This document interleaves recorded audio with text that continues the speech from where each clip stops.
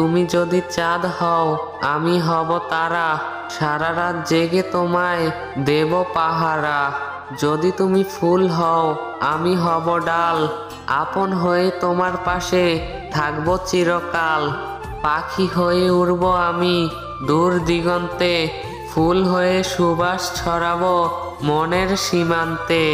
কোকিল হয়ে গান শোনাবো ঋতু বসন্তে, তোমার মনে মিশে যাব সবার অজান্তে। বিধি তুমি সবই জানো, জানো মনের কথা, আজও তো পেলাম না আমার ভালোবাসার মানুষের দেখা।